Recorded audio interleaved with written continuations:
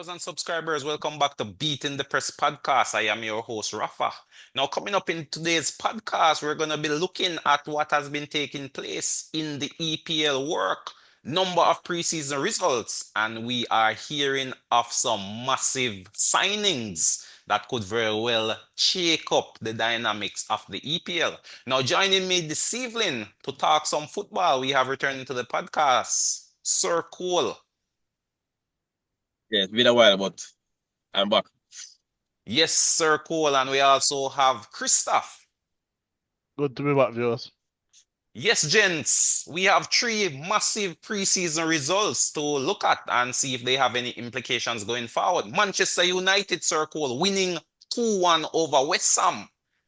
AC Milan taking care of business over Liverpool. Liverpool going down 4-2.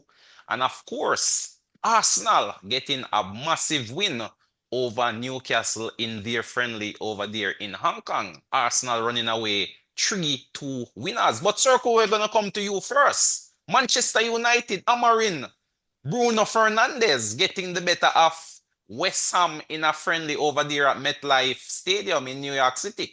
Talk to us. What can we take away from this game? Eh,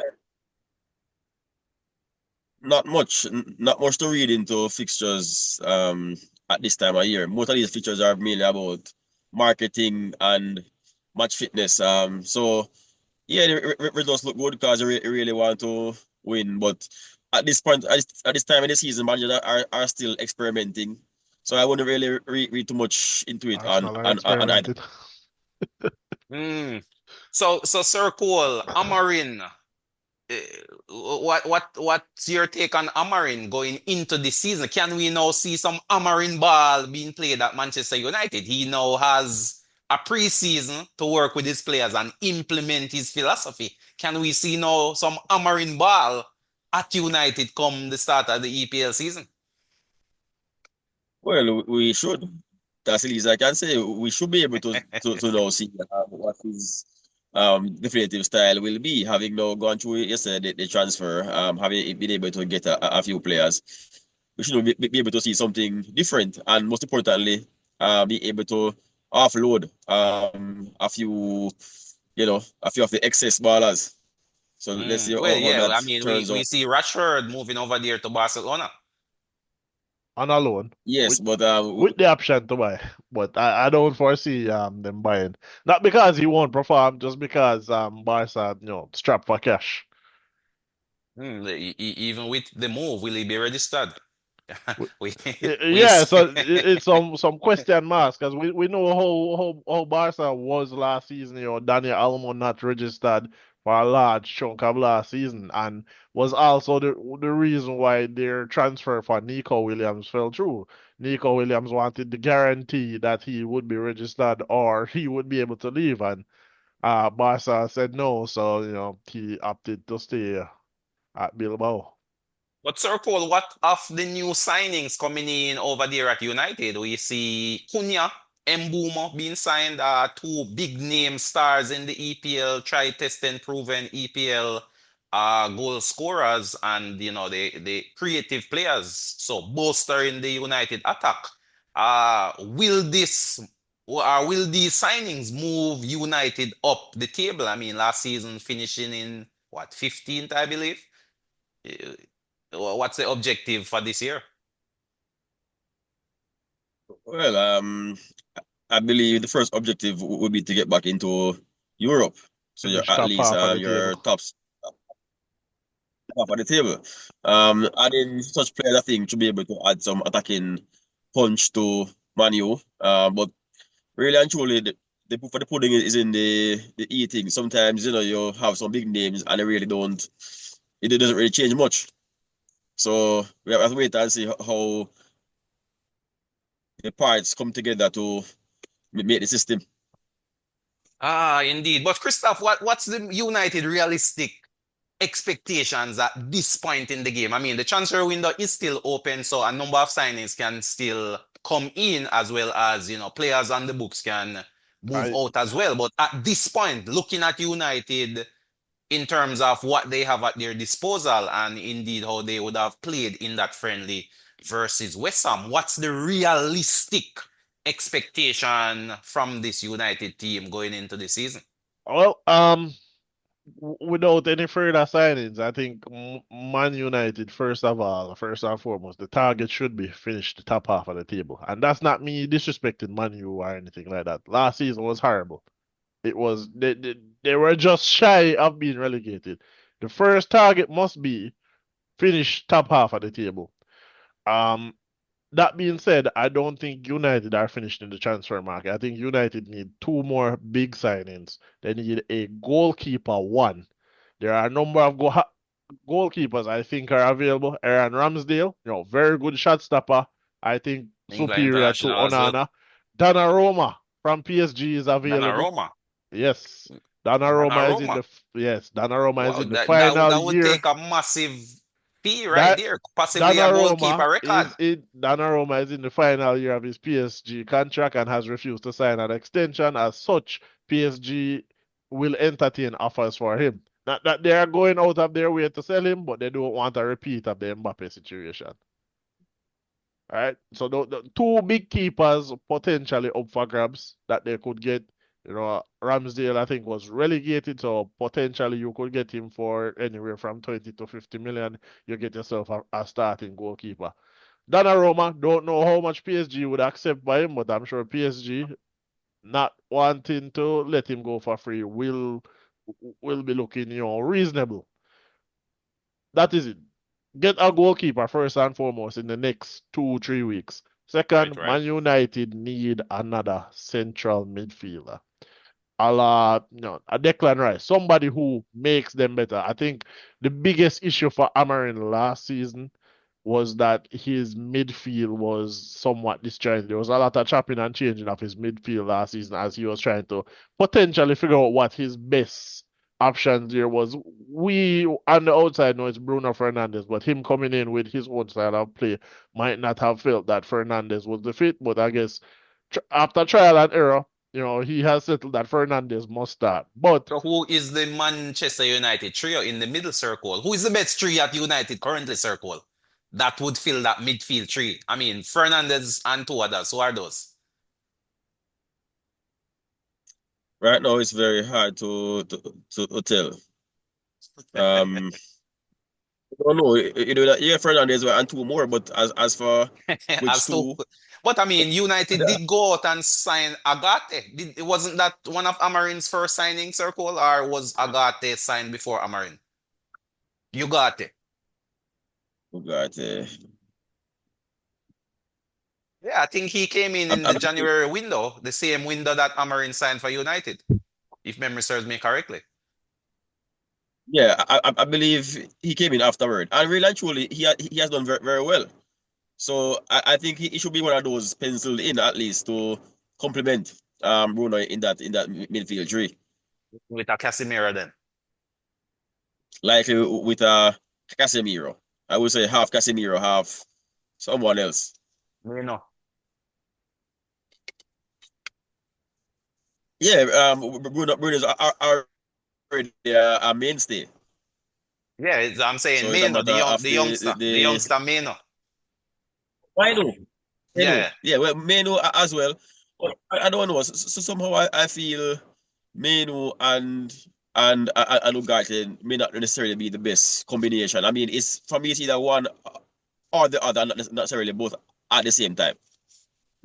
Oh, so that's where the call for another midfielder is needed then, because with Ericsson going out, there needs to be at least another body in that midfield that can do the job. So I'm not sure Yeah, if Manchester United have been linked with any midfielders per se.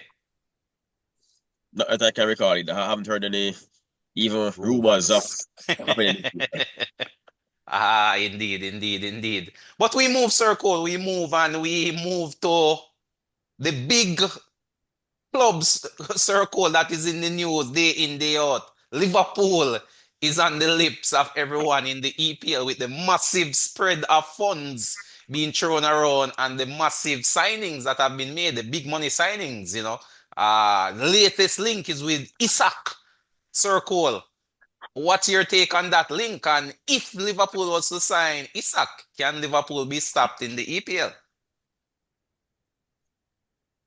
Yeah, I believe signing Isak they can, because I mean, with the margin that Liverpool won with last season, how many more points will Isak add to that margin, if any? Well, I mean, So Liverpool mind was you, so far and away. I don't even think Liverpool really maxed their potential in terms of points gathering with the fact that they were so out of reach. I mean, the last, let's say, 5 games, I mean, it was really a stroll for Liverpool. So I'm not sure. The chance is yeah, good if they are pushed this season. It might be a closer yeah, battle down the line. they are they already won by a big margin. I don't see the margin being extended. All right, Mm. so yes, so they already won without him. So I really not sure how much they will stand to gain. Maybe in the other competitions, maybe in the Champions League, maybe in the FA Cup. But in the league, they already did the business without him. So I'm really not sure how much he actually adds to Liverpool in terms of winning the league this season. I mean, other players from Liverpool are probably on the way out. I mean, Diaz, for example, should be on his way to Bayern Munich, Christoph. Well, And Diaz with has Bayern and Liverpool have agreed 75 million for Diaz, so 75 million for Diaz. So definitely Isak, with the sort of close linkages we're hearing, Isak would be a massive signing for this Liverpool outfit. And to me, he would definitely push this team become more competitive, So as you say, possibly take a step further in the Champions League and give yourself a bit more of a security blanket in the EPL if they were to be pushed by the likes of a Arsenal or a Man City. So that I would be a mean, massive signing. if Liverpool sign Isak, Liverpool will certainly be better. But I don't know of them necessarily getting more points as a result of this. Liverpool did really well and did not lose a lot last season. But saying that Liverpool was alone in the EPL race, kind of, or nobody bothered them in the EPL race, is forgetting that the two teams who would have put pressure on them, Arsenal and Manchester City, were racked with injuries most of last season, as well as Arsenal losing, double figure points because of poor referee decisions. Well, speaking of Arsenal, Christoph, speaking of Arsenal, you have wrapped up the signing of your main man, the man you've been calling for all of last season. GYÖKERES, talk to us about that signing. He was unveiled just before the kickoff to the friendly between Newcastle and Arsenal. Newcastle, of course, going down to Arsenal in that one, 3-2. But GYÖKERES, Christoph, talk to us. Now that you have him in your squad, Arsenal for the league then. Must. I mean, it's a massive signing, and it's a signing I've been not necessarily Gyökeres, but a signing I've been asking for 3 seasons now that Arsenal need a centre forward. They now have the centre forward. Obviously, the target for the season must now be winning the EPL. There can be no exclusive outside of some massive injuries hitting them, half the squad going down to injuries or something like that. The target must be to win the league this season. Not that, spending money absolutely guarantees you the title. There's still a lot of football to be played. And probably, I would say what Mikel Arteta would have been guilty of for probably the last 3 seasons is not properly rotating his team and keeping them fit. But now, you have a bigger squad, you have players, multiple players to play multiple positions. So there should be better rotation hopefully. But the target for Arsenal must be this season 100% winning the EPL. Nothing else should matter for them this season. But that being said, Christoph, will Arsenal win the league title? That is the question. Not necessarily objective, but in your I humble I opinion, I can't say I haven't seen. so We you're haven't not making seen. the call at this I point can then. It's too. This preseason is not even done yet. 2 games played in the preseason. We haven't even seen. We haven't seen Gyökeres play for Arsenal yet. So Yeah, but I mean, you seem to rate this baller highly. I mean, this is possibly a 20 goal a season striker. Are these the goals that Arsenal have been missing? Is he the type of player that will take the chances the likes of a Jesus or a Kai Havertz have been unable to take over the last couple of seasons? Well, he is certainly a more direct striker than a Jesus and a Havertz. Jesus and Havertz, they drop off into the midfield and support the attack. But Victor Gyökeres, he is the attack. He is the focal point. He will be spearheading the attack. He'll be in the box trying to get those goals. He will be running in behind defenses. And you don't necessarily get that from a Jesus or a Kai Havertz. And with a Havertz, he's not lethal in front of goal. So Gyökeres, we know he was the most lethal striker in Europe last season. Um, Aside from some, weird rule where, if you're not a top five league, your goals don't get multiplied by whatever. He was the top scorer in Europe last season. Across, 2 seasons in Sporting, he scored 94 goals. So hopefully that translates over into the EPL, powerful and quick. So we'll see. Nice. So what's your take, Sir Cole? I mean, Arsenal signing GYÖKERES. What's your initial reaction to that signing? And can Arsenal finally break that 22-year drought? No, I mean, I expected only one answer from Christoph, and I would should have been yes, yes, Arsenal will win the league because I recall vividly multiple times during the season pass with the one name I recall he mentioning GYÖKERES. He's now there. So what's the excuse now? Because before it was Zinchenko. We have Zinchenko. You brought in left back. So you have the left back. Have the forward. You must know win the league.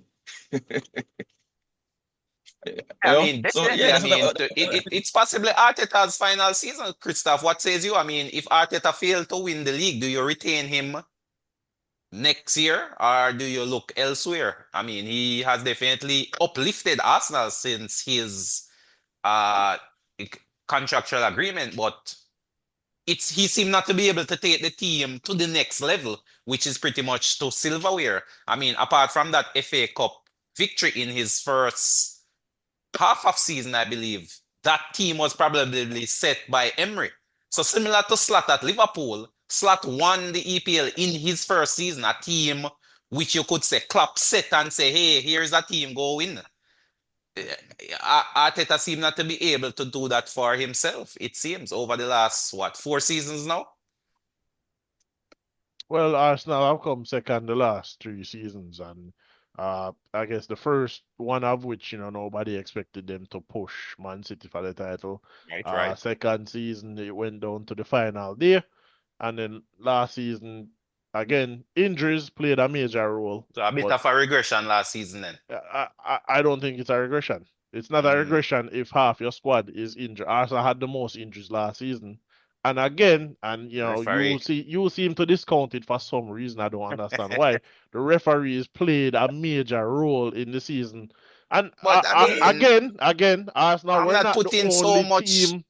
Arsenal were not credence the on the only. refs. Hey, I wouldn't put so much credence on the ref if it was a one-half game, but it was double-digit points lost So that could because of possibly poor. derail Arsenal with GYÖKERES come this season then, Christoph.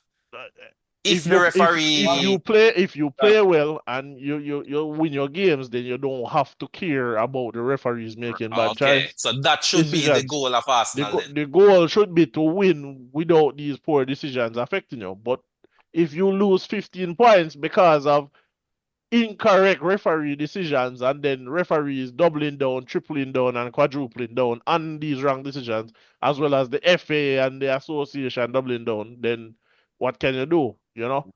Um, Again, Arsenal was not the only team affected. There were other games where teams were affected by bad refereeing decisions. Arsenal was just double digits. Another major one you could say was the final game, Aston Villa versus Manchester United. How you have a VAR who supports Newcastle refereeing that game is beyond me. And not only refereeing that game, but making the absolute incorrect decision that led to Newcastle making it into the Champions League and Aston Villa not. So, um, again, where is the accountability for that? And that is what I'm saying. Last season, season before that, the referees made the wrong decision and there's no accountability. The FA and the PGM goal, they double down on the decision. We, the fans, see it's the wrong decision. The manager Right. sees, or everybody sees it's the wrong decisions. The referees, we stand by the referee, blah blah blah. The right decision was made. The right decision cannot be made if a tackle on Saturday is a red card and the same tackle on Sunday is not even a foul. So something has to So the change. The refereeing. inconsistency then is what you're It it, saying it, should change. You need to it, be consistent across the board in terms of the they need refereeing to calls. be consistent. But again, with Arsenal, there seems to be a maliciousness with these calls being made. Interesting take there, Christoph. Interesting take there. But I mean, Arsenal has also strengthened in other areas, Christoph. I mean, bringing in the likes of a Zubimendi, for example. I mean, with the departure of Partey, uh, would has that signing elevated Arsenal's midfield? Zubimendi, is he a better midfielder than a Partey, for example? I don't know if he's a better midfielder than Partey, but he's giving you something different from what Partey Mm. did. Where Partey would Something be, Arsenal was missing, you're saying? well, he was the player last season across the top five leagues that have the most line breaking passes. So Line breaking passes. What do you mean by that? these are the passes that you bypass potentially the midfield or the defense. You know, those Oh, like a forward pass, so uh, to speak, then. it's not just a forward pass. It's a forward pass that is leading to some things, so to Mm. speak. Oh, so a forward pass which probably lead to like a chance creation or take defenders out of the game. Right, taking defenders out of the game. Got you, got you. So you're saying we should be expecting Arsenal to be elevated in that regard come this season with the likes of a Zubimendi in that Arsenal midfield then. Right. So what's the So midfield trio that you're expecting to start this season? the, the probably the starting trio is probably going to be Declan Rice, Odegaard, and Zubamendi, I think. Okay, so Zubimendi would play the D mid role while maybe a Rice would play like a box to box role. Right. So you're saying that midfield is good enough to challenge. Yeah, I think that midfield is good enough to challenge. I don't think the midfield for the last couple of seasons hasn't necessarily been an issue for Arsenal, especially with the addition of Declan Rice. So the issue over the years has been the forward line then. The Because Arsenal have maintained the one of the the better defensive the over the fa- last 2, 3 seasons. the, fa- the The issue is not the forward line per se. The issue is not converting the gilt edge chances. So Yeah, but Arsenal, that's the forward line. no, If your forward it's line is not simply converting, then that's your it, forward line. it's one position that was the issue, the center forward. Okay, so the center forward and that position you're saying that issue has now been fixed with that the issue signing of Gyökeres. should be fixed with the signing of GYÖKERES. Yes, Got you, got you, got you. So Arsenal has all the tools then, Christoph. You cannot ask for anything else then at this point in time. yes, I believe Mikel Arteta has all the tools to win the league. There is no other position or signing, I think, right now that would make them better. You know, Better. outside of a prime Cristiano Ronaldo, prime Thierry Henry or something like that. And the goalkeeping position has been settled because I saw Kepa being signed. Is Raya now relegated to the number two, or Kepa would be the backup goalkeeper coming in? Why would Raya get relegated to number two when Well, he's I mean, he has the been best making a couple he of high-profile errors. I mean, but he's still the best keeper in the league. in the league, wow. No, I would certainly beg to differ. Alisson Who over there at okay? Liverpool, I would regard as the number one in the league. Who won the Golden Glove Well, the last season? Golden Glove Who won the was Golden Raya. Was is it a Raya? Raya? Who won the Golden Glove the season before? Was that Alisson? That was also Raya. So last two seasons, Raya won the Golden Glove. Last two seasons, Arsenal conceded the least amount of goals. Mhm. So best So defense, the best keeper. best defense, best keeper. Wow. Possibly best forward now too as well. Best forward in Europe last season. Uh Interesting times ahead then, Sir Cole. Interesting times. But Sir Cole, what's your call? Will Arsenal lift the title? I mean, with all these signings, best keeper, best striker in Europe last season, can Arsenal lift the title? Will they? Is the question. Will they? With all these signings? I really do not think so. I mean, they have improved their team, yes, on paper. However, the gap should close, that's for sure. But I still don't think it will be enough to put them at the top of the table come end of game week 38. I mean, we haven't heard much rumblings over there at Man City Circle. At this point in time, are we overlooking the mighty Man City? The attention is now on Liverpool, defending champions, splashing the cash, big name signings coming in, Vert, uh, Kirkes, Ekiteki, Frimpong, Frimpong. Frimpong. So Liverpool is the team making the noise. Arsenal is the team making the noise, but not a sound over there at Man City. Are they quietly plotting the demise of a Liverpool and an Arsenal circle? Are we overlooking the mighty Pep Guardiola? I mean, much of his business was probably done early in January and early this season. The signing the likes of Cherky, bringing in Fernandez, bringing in Marmoush, etc. Are we overlooking Haaland coming back from injury now? A number of players who were out injured are now back. Rodri, Haaland, Diaz, Stones. These injured players are almost like new signings. Are we overlooking this Man City team? Well, quite frankly, yes, we are. Because as you mentioned, they have done their business from early, so they really don't need to be in the market at this point, especially for marquee players either. They already have the quality in their squad. They won 4 straight. So I mean, they already possess the quality, they already possess the know-how. Last season, due to various factors, it never happened. But I think this season they should be as favorite again, at least for the top two. Mm. What says you, Christoph? They Are we have to be. I mean, overlooking No, City? in Pepe. I, I, So I, I don't think you're overlooking City. Me watching City in the Club World Cup, I think the problems that affected them last season were still persisting. Um, Obviously, we had their key player being Rodri last season who went out. He came back from injury. In the Club World Cup, obviously, just coming back, he didn't look very good at the time. So Ty will probably need some more time. Um, Cherokee looked good to me. I think that's a really good signing. I think, however, unless Man City have like a proper backup or rotation player for Rodri, we'll probably see more of the same for them this upcoming season because even in January, after they spent what 250 million on players to kind of stem the losses, we Right. still saw them getting beat in a number of games.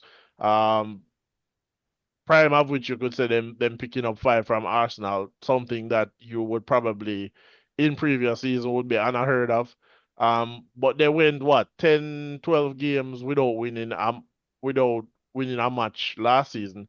Again, after the signings, we still saw them poor for the remainder of the season. They were not great. They still made the top four, still qualified for Champions League, Right. but City tend to come good at the tail end of the season. But I think without some proper backup or rotation for Rodri, it's I more of mean, the the same. backup is there. I Reiners I was signed. I don't Fernandez. These are the I backups. I don't think they're good enough. Yeah, well, I mean, one cannot discount Pep for making the signings in the midfield that were required. Reiners, Fernandez from previously, Marmoush, seeing the departure of Kevin De Bruyne, so to speak, the players are there. To me, I believe City operating below the radar is a dangerous team, and it would not surprise me if they can really push for the title come this season. I mean, as you mentioned, last season was almost like an anomaly. so to speak, City under Pep. So it wouldn't surprise me this year to see a resurgence, a renewed hunger from this Pep Guardiola team. But Sir Cole, big signing, big strikers coming in the league. Who is your early call for the Golden Boot winner? I mean, you have the likes of Salah still there, Isak. We're not sure where he will be playing his football. GYÖKERES coming in the league as well. Who's your early pick for the Golden Boot winner? I go back to the usual, suspects, Haaland or Salah, one of the two. And at this point, I will more likely lean towards Haaland to get the golden boot. No, what says you, Christoph? I think enough chances will be created for him. And coming back from injury, once he remains fit throughout the season, then I don't see anything stopping him again to. Haaland is your call, Sir Cole. Haaland. Haaland. Christoph, what says you? I'll go with GYÖKERES. GYÖKERES without kicking a ball in the league, Christoph. I mean, without kicking a ball in preseason. You spend big money to bring in a striker. Arsenal creates a lot of chances, so GYÖKERES. Haaland will still be up there because City creates a lot of chances. Right. Whether or not he will be the top scorer, I don't know as yet. But I'm going with GYÖKERES at the moment. GYÖKERES. So GYÖKERES should be taking the league by storm then, Christoph. I think so, yeah. And if GYÖKERES was to get the golden boot, that would simply mean Arsenal will win the league then. Winning the golden boot doesn't guarantee you winning the league. So you're saying, are you saying therefore then that GYÖKERES could possibly win the golden boot, but Arsenal still lose the league? We're saying that GYÖKERES' goals is to push Arsenal over the line and win the league. Arsenal can win the league and GYÖKERES not win the golden boot. They are not mutually exclusive. Exactly. I see. My view is this. A lot of Arsenal goals are shared across the front three. So let's say, for example, your top three players in Saka on the right, your central player, and Martinelli, for argument's sake, will combine for, let's say, 30 goals. So 10-10 across the board. What you may now find is GYÖKERES in the center may score 15, and then you have 8 and 7 which combines for 15, and you're still at 30 goals. And it may seem like, yes, GYÖKERES is a big factor, but he has now taken away goals from your wider players. Because a lot of Arsenal goals, it's not necessarily an increase in the volume circle. It's just a change in the distribution of said goals. Yes, because Arsenal has never really played much through having a point man. You know, their attacker and their goals come from a variety of sources. That's how Arsenal plays. Not like a Man City where it's all, the focus is really on Haaland. I think the way Arsenal plays, the goals are really distributed. So the goals will not be redistributed, but we still end up with a similar number of goals in the end same way. Interesting thoughts there from Sir Cole, bringing us an end to this podcast. I'd just like to thank Christoph Sir Cole for coming on board, really sharing some interesting insights, especially as it relates to Arsenal and their big name signing. Will Arsenal lift the league title this season after 22 years in the wilderness? We'll have to stay tuned to see what transpires. But viewers and subscribers, thank you again for tuning in to us here on Beating the Press podcast. Please share, like, and of course, subscribe if you haven't subscribed as yet. Hit that notification bell so you'll get an alert once we upload some new content. But until next time, this is Rafa signing off.